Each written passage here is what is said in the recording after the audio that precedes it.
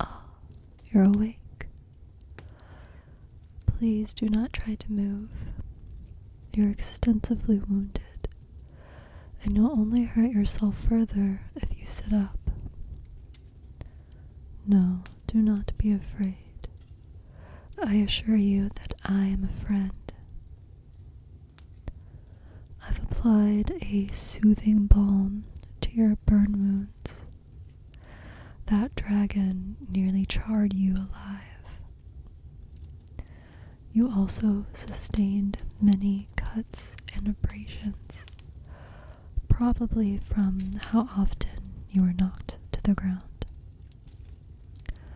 I've applied a healing potion directly to those wounds, so they should heal quite quickly. Yes, I witnessed the whole thing. How much do you remember? Okay, yes, I suppose you have questions for me first. That's fair. Well, I reside in Riverrun, and that's where you currently are, and I saw the dragon heading towards Whiterun. All I have is a somewhat decent bow and a lot of steel arrows, so I'm not sure why I decided to follow it. It's not like I could have taken it down by myself. I just felt like I had to do something to stop its destruction. I knew dragons would one day return, but no one believed me, of course. Anyway, when I caught up with the dragon, you and some of Whiterun's forces were trying to take it down, and you defeated the dragon. You immediately passed out, and I couldn't let the guards take you back to Jarl Balgruuf until I'd spoken to you first. So I grabbed you and carried you back to my house. The guards were all in a state of shock after you slayed the dragon, understandably so, but they'd also lost a lot of men, so amidst the fear and confusion, they somehow didn't notice as I swept in and took you for myself. You've only been asleep for a few hours. You should rest more. You're wide awake now. Okay then. I guess now is the time for me to explain why I brought you here. Do you remember what happened immediately after you killed the dragon? You do not. After you killed the dragon, a swarm of light fled from it and flew right into your body. There is no other explanation. You absorbed its soul. And so that means that you are Dragonborn. What does that mean? Have you never heard the legend? Wow. Well, I have a book here that will enlighten you. I can read it to you so that you can understand. But before that, please listen to me. Only you can save us from the dragons. More and more will return and pillage our towns and cities until everything is burned to ash. I do not envy your destiny. I cannot imagine carrying such a weight on my shoulders. But you will have help along the way. You will meet others who respect you because you are Dragonborn. Your status will be elevated to a rather great extent, I'm guessing, considering the flimsy armor you are wearing. People will try to win your favor, especially rulers who wish to use you as a pawn in their own schemes. But you will be the one with authority, because you are the only one who can slay these terrible monsters. And that is why I brought you here. I need to ask you for a favor. I swear to stay by your side and to fight alongside you. With upgraded equipment, I would be a great asset to you. I've been practicing my archery since I was just a child, and I'm light on my feet. I wouldn't get in your way, and I wouldn't ask for any of your gold. I just ask that you help me save my family. It's a long story, one that I will tell you later on, but basically, my mother and my 2 brothers have been imprisoned in Markarth. The government in that city is incredibly corrupt, and they won't admit to me that my family is in their dungeons. I know they will eventually kill them or starve them to death. Please, help me save them. You would just need to come with me to Markarth and speak to the Jarl there, Igmund. Once he learns that you're Dragonborn, there's no way he can refuse your request. How will we convince him to believe you? Ah yes, I do wish you had some sort of marking as proof that you're Dragonborn, but no, I guess we will need to lure a dragon to Markarth, kill it, and make Igmund watch as you absorb its soul. No, I do not know how we're going to do all of that, but we'll figure it out. You don't have to give me an answer right now. I won't stop you if you wish to leave, and I won't become your enemy even if you decide not to help me.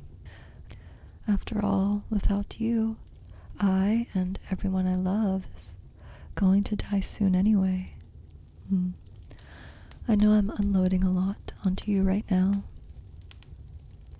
Here, let me read you the Book of the Dragonborn, so that you can understand what you are and where your destiny lies. Just try to relax. Close your eyes if you'd like, and just listen to my voice.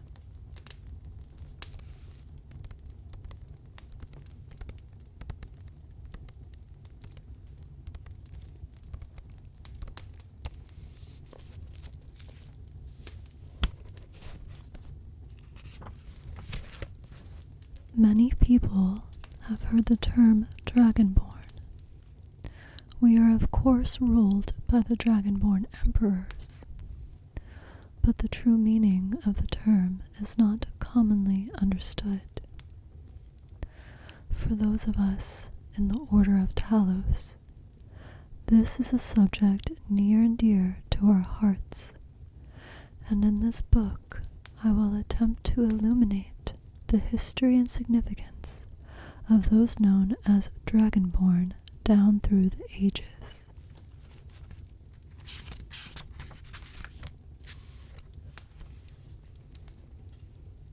Most scholars agree that the term was first used in connection with the Covenant of Akatosh, when the blessed Saint Alessia was given the Amulet of Kings, and the dragon fires in the Temple of the One were first lit. Akatosh, looking with pity upon the plight of men, drew precious blood from his own heart, and blessed Saint Alessia with this blood of dragons, and made a covenant that so long as Alessia's generations were true to the dragon blood, Akatosh would endeavor to seal tight the gates of oblivion, and to deny the armies of Daedra and undead to their enemies, the Daedra-loving Aelids. those blessed by Akatosh with the dragon blood became known more simply as Dragonborn. The connection with the rulers of the empire was thus there from the beginning. Only those of the dragon blood were able to wear the amulet of kings and light the dragon fires. All the legitimate rulers of the empire have been Dragonborn. The emperors and empresses of the first Cyrodiilic Empire founded by Alessia, Reman Cyrodiil and his heirs, and of course Tiber Septim and his heirs, down to our current emperor, His Majesty Pelagius Septim IV.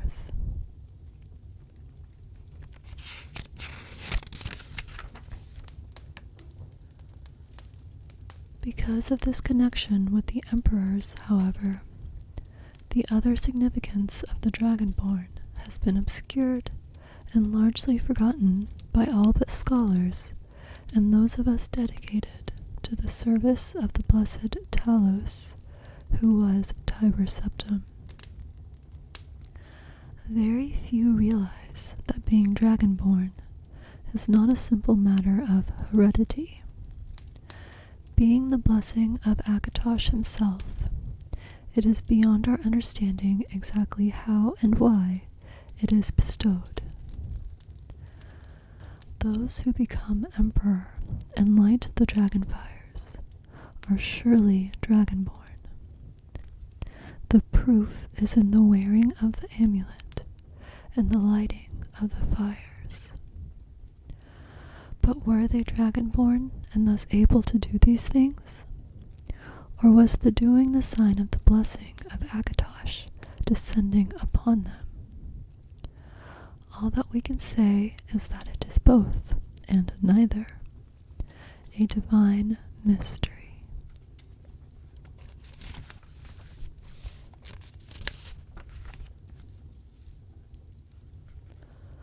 The line of septims have all been Dragonborn, of course, which is one reason the simplistic notion of it being hereditary has become so commonplace.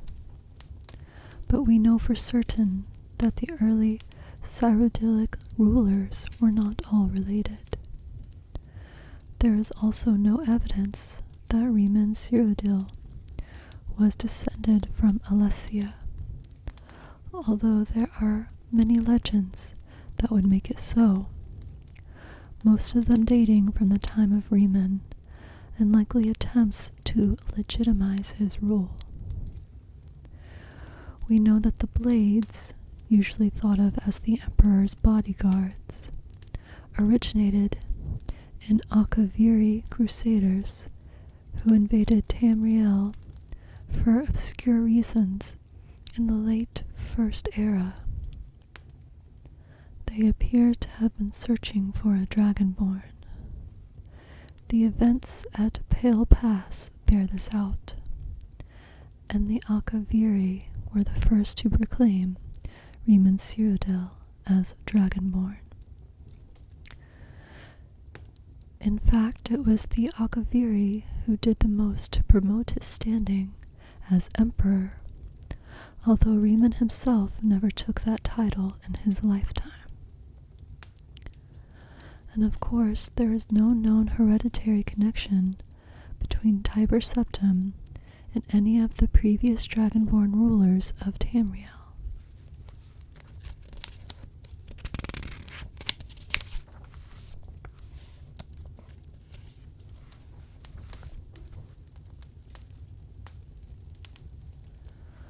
Whether there can be more than one Dragonborn at any time is another mystery. The emperors have done their best to dismiss this notion, but of course the imperial succession itself means that at the very least there are two or more potential Dragonborn at any time, the current ruler and his or her heirs. The history of the Blades also hints at this. Although little is known of their activities during the interregnum between Riemann's empire and the rise of Tiber Septim, many believe that the blades continued to search out and guard those they believed were or might be Dragonborn at this time.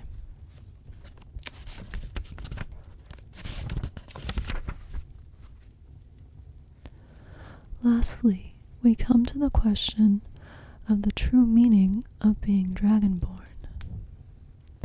The connection with dragons is so obvious that it has almost been forgotten. In these days, when dragons are a distant memory, we forget that in the early days, being Dragonborn meant having the dragon blood.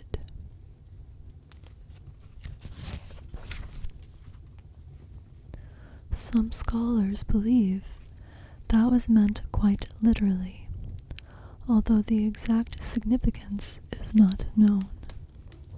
The Nords tell tales of Dragonborn heroes who were great dragon slayers, able to steal the power of the dragons they killed. Indeed, it is well known that the Akaviri sought out and killed many dragons during their invasion, and there is some evidence that this continued after they became Riemann Cyrodiil's dragon guard. Again, the connection to dragons, the direct predecessor to the blades of today.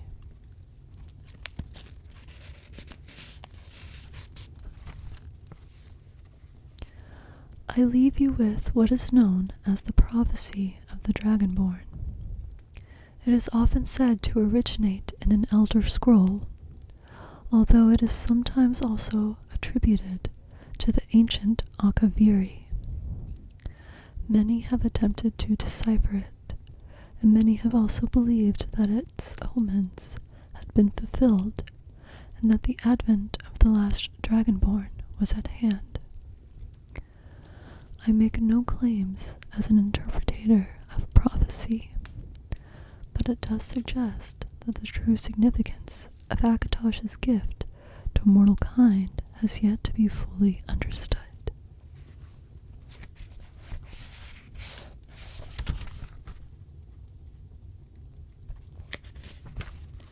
The prophecy of the Dragonborn states,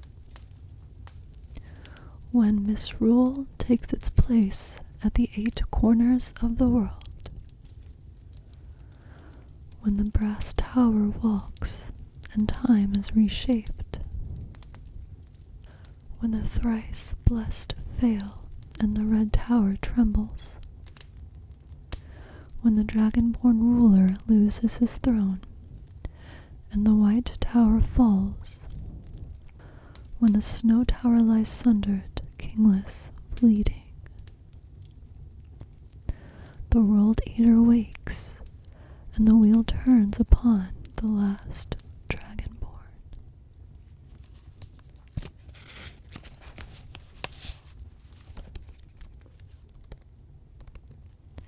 And there you are. That is the Book of the Dragonborn.